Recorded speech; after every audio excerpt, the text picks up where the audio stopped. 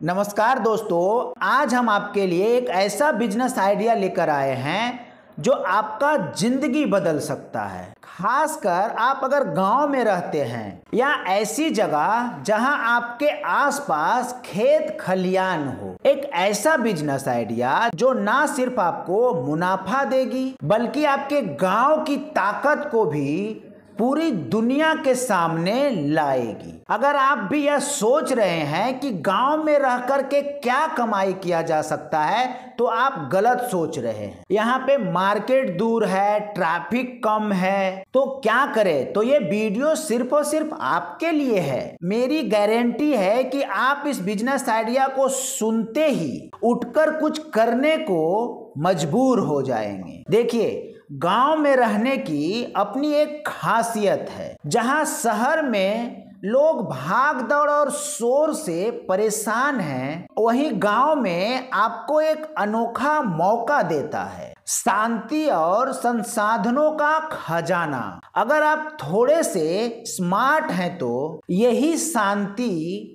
आपकी कमाई का जरिया बन सकती है। मुझे बहुत सारे कमेंट आए थे कि सर मैं गांव में रहता हूं और गांव से रिलेटेड कुछ बिजनेस आइडिया मुझे बताइए। मार्केट दूर है, ज्यादा लोग आते जाते नहीं हैं। मैंने हर कमेंट को पढ़ा, सोचा और वादा किया कि आपके लिए कुछ खास लाऊंगा। तो उसी वादे को पूरा करने के लिए ये बिजनेस आइडिया आपके सामने है। अब बात करते हैं इस बिजनेस की। अगर आप गांव से हैं तो आपको फसलों की समझ तो होगी ही। मैं ये नहीं कह रहा कि आपको पूरे देश की फसल का ज्ञान होगा। बस अपने इलाके का फसल जो आपके खेतों में उगती है, जिसे आप बचपन से देखते आए हैं, उसी के बारे में जानकारी बहुत काफी है। मान लीजिए आपके क्षेत्र में सूरजमुखी नहीं उगता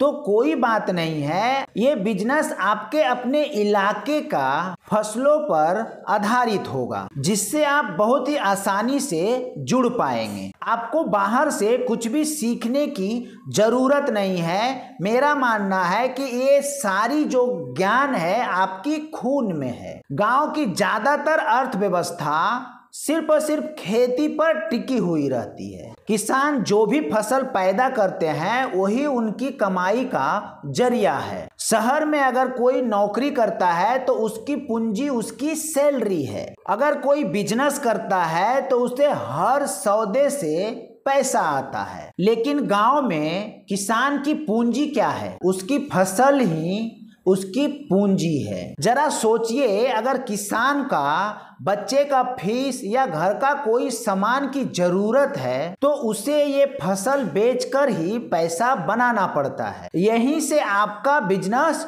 शुरू होता है।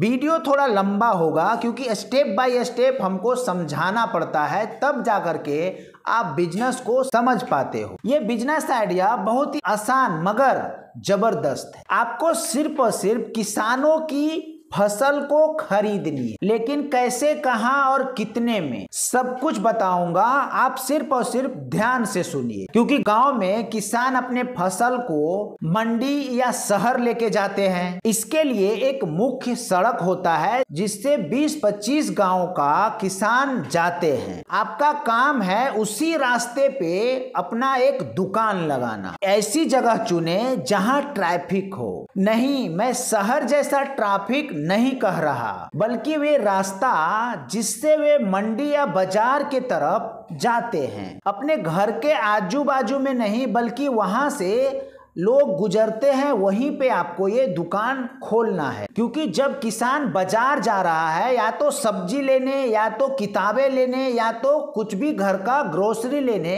तो अपने फसल को साथ में लेके जाता है। क्योंकि वे फसल को बेचकर जो पैसा आएगा उसी पैसे से ये घर के सामान लेकर के अपने गांव आएंगे। जैसे कि अक्सर देखा गया है कि गांव से किसान निकलते हैं, अगर उनके पास गेहूं है तो अपने बीच में कहीं पे भी मंडी है, गेहूं का दुकान है, वहाँ पे गेहूं बेचते हैं और वहाँ से पैसे लेकर के शहर को ओर जाते हैं और पूरे सामान लेकर के घर की ओर आते हैं। अगर आप उसी रास्ते पे अपना दुकान लगाते हैं तो किसान ऑटोमेटिक है आपके दुकान में, किसान फसल बेचेंगे और पैसे लेंगे और शहर की ओर निकल जाएंगे। आपकी लोकेशन ही आपकी ताकत है। जैसा लोकेशन को आप चुनोगे उतना ज़्यादा आप इनकम कर पाओगे। लोकेशन ऐसा होना चाहिए कि उस रास्ते से करीबन करीब 5 से 10 गांव का लोग आते जाते हों, ताकि जितना बड़ा आपका कस्टमर बेस होगा उतना ज़्यादा आपका इनकम होगा। अगर उस रोड पे सिर्फ और सिर्फ 1-2 गांव का आदमी आ जा रहे हैं तो आपका इनकम भी उसी के तरीके होगा, क्योंकि जितना उस गांव से लोग निकलेंगे अपने अनाज को या सब्जी को या कोई भी अपने फसल को बेचने के लिए, तो कुछ लिमिट में रहेंगे। बट अगर 40 से 50 गांव का उसी रोड से अगर निकल रहे हैं तो आपका एक जबरदस्त बिजनेस अपॉर्चुनिटी बन सकता है। अब आप ये सोच रहे होंगे कि फसल खरीदूंगा बट इसका रेट कहाँ से पता करूंगा। अगर आप गांव से हैं तो फसलों की क्वालिटी आप समझ सकते हैं, फिर भी सही दाम जानने के लिए शहर के मंडी में आपको थोड़ा सा पहचान करना पड़ेगा, क्योंकि 2-4 डीलर से जब आप संपर्क करोगे ये इस तरीके का फसल का रेट क्या होना चाहिए, किस रेट में हम ले सकते हैं, क्योंकि आगे आपको भी सेल करना है बड़े मंडी में, तो आपको भी कुछ प्रॉफिट मिलना चाहिए, तभी तो जाकर के आपका बिजनेस खड़ा होगा। और जो रेट में आप लिए हो वही रेट में आप बड़े मंडी में आप अगर बड़े व्यापारी को बेच दोगे तो फिर आपका प्रॉफिट क्या बनने वाला है। तो ये आपको तय करना है, ये आपको पहले रिसर्च करना है कि अगर गेहूं है तो हम गेहूं को किस भाव में यहाँ पे खरीद सकते हैं और वहाँ पे हम जाकर के बेच सकते हैं। तो इस तरीके का जो बीज का मार्जिन है वो बहुत ही अच्छा मार्जिन होता है। और जब quintal, 2 quintal, ton, 10 ton, 20 ton में जब आप डील करते हो तो बहुत ज़्यादा आपको प्रॉफिट होता है। शुरुआत में आप छोटे बजट से शुरू कर सकते हो, फिर जैसे जैसे आपको अनुभव मिलते जाता है वैसे वैसे आप इस बिजनेस को बड़ा कर सकते हो। और बहुत ही इंटरेस्टिंग बिजनेस आइडिया है। अगर जो लोग बोलते हैं कि मैं गाँव में रहकर क्या करूँ, भाई ये करो ना, आपको कुछ ज़्यादा करने की ज़रूरत नहीं है। लोगों की ज़रूरत के हिसाब से पैसा देना शुरू करो, उनके फसल को खरीदना स्टार्ट करो और उनको पैसा देना स्टार्ट करो। सिर्फ और सिर्फ यही काम आपको करना है और बहुत ही शानदार बिजनेस आइडिया। अब जब आप 2-3 दिन में जितना अनाज आप इकट्ठा कर पाए हो, आप बड़े गाड़ी मंगवा करके और बड़े मंडी में जा करके बेच दो, जिससे होगा ये कि आपको कैश फ्लो का आपको टेंशन नहीं रहेगा। आप उधर से कैश फ्लो आपका बना रहेगा ताकि आप फिर से फसल को खरीद सको। अगर अब हम मुनाफे की बात करें तो बहुत ही तगड़ा मुनाफा है। अभी मान लिया जाए सरसों का सीजन है तो सरसों 44 रुपये किलो चल रहा है, बट आपके सिटी में क्या रेट चल रहा है वो आप रेट को पता कर लीजिएगा। अगर आपके पास पूंजी है, इन्वेस्टमेंट है, तो आप खरीद करके उसे स्टोर करो। आपको पता है कि 2 महीने के बाद उसका भाव 50 से 55 रुपये होने वाला है। अगर आप 2 महीने तक उसे होल्ड करके रख रहे हो तो पता है आपको कितना मुनाफा होने वाला है। 44 रुपये से आपने खरीदा और 50 से 55 रुपये में भी अगर बेचा तो आप 1 किलो 2 किलो तो खरीदोगे नहीं, आप टन, 2 टन, 5 टन, 10 टन इस तरीके से आप खरीद करके स्टोर करोगे। जितना आपके पास इन्वेस्टमेंट है उस तरीके से आप इन्वेस्ट करके अच्छा खासा मार्जिन आप निकाल सकते हो। अब आप 1 किलो पे अगर 6 रुपया भी कमाए तो इसमें ना तो किसान का नुकसान ना तो आपका नुकसान। तो यही है स्मार्ट बिजनेस।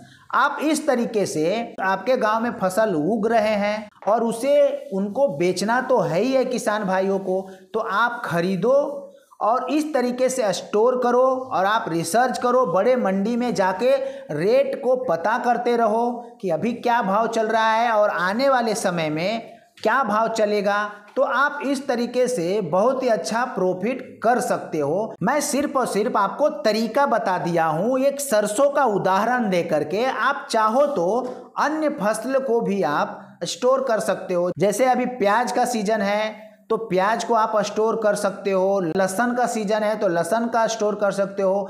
इस तरीके से स्टोर करके आप बड़े मंडी में अच्छा खासा प्रॉफिट अर्न कर सकते हो।